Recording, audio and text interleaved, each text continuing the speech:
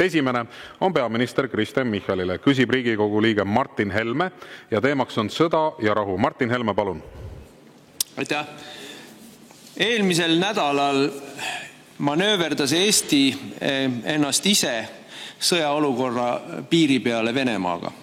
Ilmselt oma enda Stratkomi deliirsetest jutupunktidest joovastunud ametnikud ja poliitikud andmata aru sellest, mis on kaalul, alustasid operatsiooni, mille tulemuseks oli see, et Eesti oleks ise alustanud sõda Venemaaga ja meie enda territooriumil.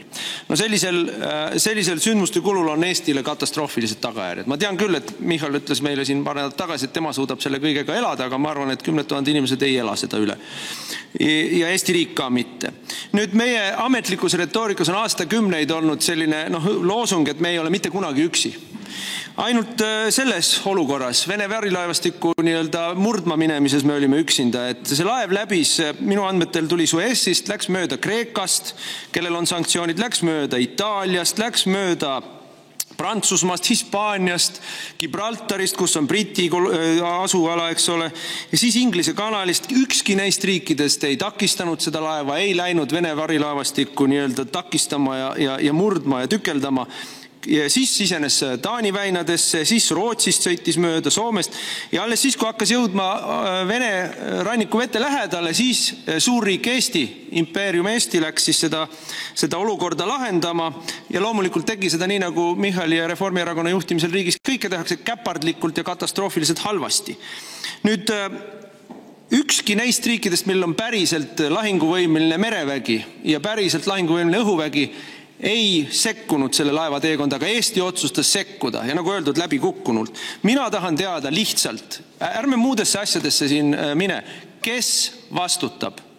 Kes andis korralduse, kes kooskõlastas, kes vastutab? Härra peaminister, palun. Jaa, aitäh, hea Riigikogu esimees. Teie sellised laetud seisukohavõtud Eesti mereväe, Eesti kaitseväe, Eesti kaitsevõime ja geopoliitiliste seisukohtade suunas minu hinnangul ei tee teile au. Hoolimata sellest, et on üldteada, et teil ja vist ka teie erakonnal on mingi igikestev vaen Eesti kaitseväega, kaitseväe juhatajatega ja kaitseväe otsustajatega. Ma ei ole täpselt aru saanud, millest see on. Teile kindlasti meeldib ennast Eesti riigi lipu taustal esitleda, aga ometi selline sõnastus on pigem meie idanaabri leksikonist. Aga lähme siis sündmuste juurde. Kõigepealt, mis on seaduse alus? Te peaksite teadma parlamendis ka olles, et 16. jaanuaril arutas valitsus ja esitas ka Riigikogule Kaitseväe korralduse seaduse ja majandusvööndi seaduse muutmise seadus. Sulgudes merejulgeoleku tugevdamise eelnõu. Seaduse muudatus või seadus võeti vastu 9. aprillil 2025. Ja Riigikogu võttis vastu selle sama juba mainitud Kaitseväe korralduse seaduse, majandusvööndi seaduse muutmise seaduse eelnõu 565.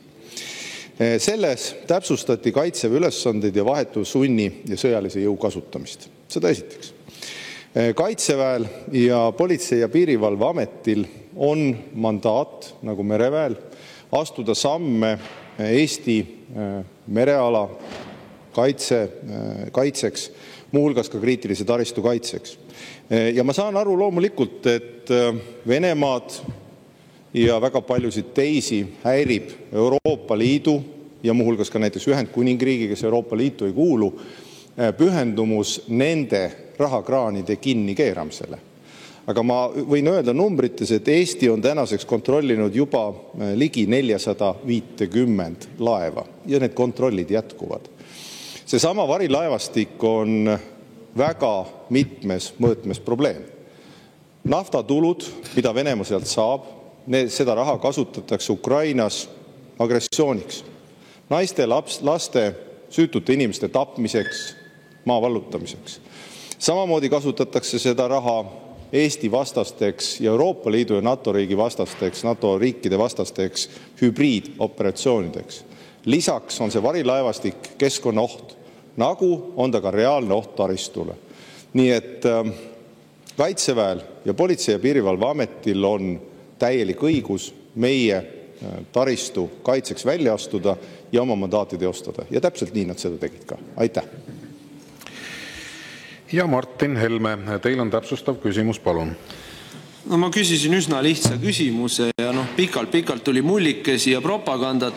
Mina ei naeruväärista Eesti mereväge ega Eesti kaitseväge. Mul on olnud vaidlusi Eesti kaitseväe juhtimise ja poliitiliste otsuste üle ja see kriitika on alati olnud poliitiliste otsuste üle või selle üle, kui sekkutakse poliitikasse kaitsevägede juhataja poolt. Aga mida me nägime eelmisel nädalal oli ju meie võimetus. Nii nagu Eesti riik kukkus läbi tsiviilkaitse häiresüsteemi testimisel, kukkus ta ka läbi selle laeva peatamisel. See oli ju häbiväärne läbikukkumine, aga ma isegi seda ei küsinud. Mina ei teinud kedagi siin maha. Ma küsin, kes vastutab. Selle eest, et Eesti oma sammudega oli millimeetri kaugusel Eesti pinnal või Eesti õhuruumis või Eesti vetes sõjategevuse puhkemisele Venemaaga oma sammude tagajärjel. Ja teie vastus on see, et PPA ja merevägi tegelesid sellega. Et mingid inimesed toimetasid ja kuskil keegi otsustas, ma nüüd tegelikult ausalt öeldes pisut isegi püüan nagu koguda, et mis mõttes? Te olete peaminister, kõrval istub kaitseminister ja te tulete meile rääkima, et te ei tea mitte midagi. Mingid piirivalvelaevad otsustasid sõtta minna Venemaaga, te ei tea mitte midagi või? Teid ei kaasatud, teilt ei küsitud kooskõlastust või nõusolekut. Aga mida te teete seal ametis? Astu tagasi. Pange amet maha, te ei ole ju võimelised riigi saatusest mitte mingit vastutust kandma sellisel juhul. Kui tõesti on nii, nagu praegu tuleb välja vastusest, et merevägi ja piirivalve ise otsustavad alustada sõda Venemaaga, siis milleks meile üldse valitsus? Minge minema. Anname siis Belitševile või ma ei tea kellele, mõnele mereväevõllile selle riigi juhtimise üle. Minge minema sealt ametist, kui te ise ei olnud selle otsustamise juures. Ma küsin uuesti, kas te olite või ei olnud siis selle otsustamise juures? No jälle pikk emotsionaalne tiraad, mis ütleme nii, et vähemalt algusest kindlasti võtsite arvustada Eesti kaitseväe võimeid ja otsustuskindlust. Korralduse annab Kaitseväe peastaabi ülem Kaitseväe juhataja nimel. Ja tegevused olid kooskõlas teiste asjasse puutuvate riigiasutustega.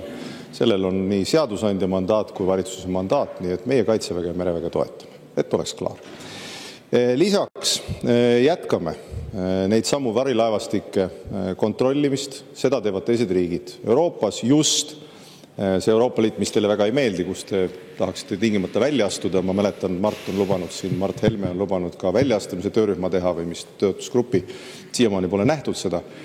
Aga siiski, et Euroopa Liit, mis teile ei meeldi, on lisanud suure hulga laevu 17. sanktsioonide paketis just sellesse sanktsioonide nimekirja. Ja see sama laev on ka brittide sanktsioonide nimekirjas. Nii et ettekujutus, et me oleme selles maailmas kuidagi üksi, ei ole. NATO operatsioon Läänemere vahimees ongi just selle jaoks, et tagada meie taristu puutumatus. Selle jaoks ongi. Ja meie merevägi, kaitsevägi, Politsei- ja Piirivalveamet tagavad seda. Vajadusel küsivad dokumente, kontrollivad dokumente, vajadusel eskordivad need laevad välja. Täpselt selle sama laeva puhul oli täpselt nii, nagu merevägi seda plaanis, nii see ka läks. Kontrolliti, eskorditi veevetest välja. Nii et teie ettekujutus, et kui me kontrollime ja küsime Venemaale raha vedavate varilaevastike laevade käest dokumente ja kuidagi nende tegevust ehk häirimegi, et see on sõda ja piinlikkus, siis vaadake, me oleme ikka väga erinevalt planeedilt. Me oleme väga erinevalt planeedilt. Varilaevastiku kontrollimine, Venemaa rahakraanide kinnikeeramine on möödapääsmatu tegevus. See on möödapääsmatu tegevus. Sellega tegeleb kogu Euroopa ja Euroopa välised riigid. Ja ma võin teile meenutada, kuidas varilaevastiku alused on täpselt samamoodi, ehk ei ole ju saladus, kõik teavad seda. Estlink 2 on lõhkunud Eagle S. Gotlandi lähedal on Hiina laeva kahtlustatud, kui purunes 2 sidekaablit. 23. aastal purunes Eesti-Soome vaheline gaasiühendus, Balticconnector ja nii edasi. See tähendabki seda, et sellepärast on NATO laevad ja meie laevad, meie merevägi on merel, et tagada meie taristu puutumatus. See on primaarne ülesanne. Ja täpselt nagu plaanitud, nii nad seda ka tagavad. Aitäh! Suur tänu. Ja lisaküsimuse esitab kolleeg Varro Vooglaid, palun. Ja suur tänu. No te heitsite minu kolleegile, pinginaabrile ette pikka emotsionaalset tiraadi. Ja selleks, et ei saaks minu suunas teha seda sama etteheidet, ma küsin teilt väga rahulikult, väga mitteemotsionaalselt ja väga konkreetselt, väga lihtsa küsimuse. Kuulake hoolega, pange kirja. Kes nimeliselt langetas otsuse see operatsioon ellu viia? Kes nimeliselt langetas otsuse see operatsioon ellu viia? Ja lisaks sellele, mis on seotud selle küsimusega, kas operatsioon oli valitsusega, see tähendab peaministriga või kaitseministriga kooskõlastatud eelnevalt ja nende poolt heaks kiidetud või mitte? Ehk veel kord, kes nimeliselt langetas otsuse see operatsioon ellu viia ja kas operatsioon oli valitsusega kooskõlastatud eelnevalt ja ka heaks kiidetud? Ma loodan, et ma rohkem ei pea kordama. Emotsionaalne ei ole, pikka tiraadi ei ole, lihtne, konkreetne küsimus, palun selget, lihtsat, konkreetset vastust. Aitäh. Aitäh.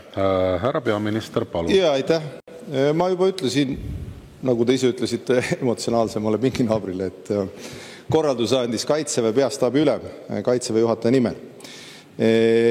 Ja mulle tundub, et teile vist jääb ebaselgeks veidi, et Kaitseväel, mereväel nagu Politsei- ja Piirivalveametil on mandaat, seadusest tulenevalt mandaat kaitsta, astuda samme erinevate operatsioonide läbiviimiseks. Kas te tõesti arvate, et Eesti riigis asjad on nii viletsalt korraldatud, et kui parasti sise- või kaitseministrid kätte ei saa, jätab merevägi kaablid valveta, sest nad ei saanud parasti ministrid kätte? Kindlasti mitte. Eesti riigis on asjad korraldatud sellisel viisil, et iga operatsiooni ei peagi poliitikutega kooskõlastama. Ministrid vahepeal on ära, nii edasi. Ega neid konkreetseid parameetreid ei pea mitte kunagi kooskõlastama. Nii et informatsiooni jagatakse absoluutselt, aga selliseid asju, mis puudutab laevade dokumenti kontrolli, nagu ma mainisin, 450 laeva dokumenti oleme kontrollinud, ja kui kuskil on oht taristule, neid laevu on vaja saata, eskortida. Kas te tõesti kujutate ette, et me hakkame seda iga kord küsitakse kaitseministri käest, kallis kaitseminister, kas sa oled saadaval? Me nüüd hakkame seda laeva sellest taristuobjektist eemale eskortima. See oleks ju nonsens. Ma ei saa aru, miks te üritate sellist muljet luua. Ja PPA-l oli täpselt valmisolek samamoodi teada, valmisolek parduda, kui laev oleks tulnud Eesti vetesse, pole kahtlust, seda oleks tehtud. Dokumenti kontrolli eesmärgil laevale jõuga pardumine ei ole proportsionaalne. Sellest anti ka info meile juba enne, kui see laev siia jõudis. Tankeril olid olemas ka mõlemad ankrud olid välja laskmata, nii et selle alusel need samad hinnangud anti, mida täpselt selle laevaga tehakse. Aitäh! Suur tänu, sellega lõpetan meie tänase esimese küsimuse käsitlemise.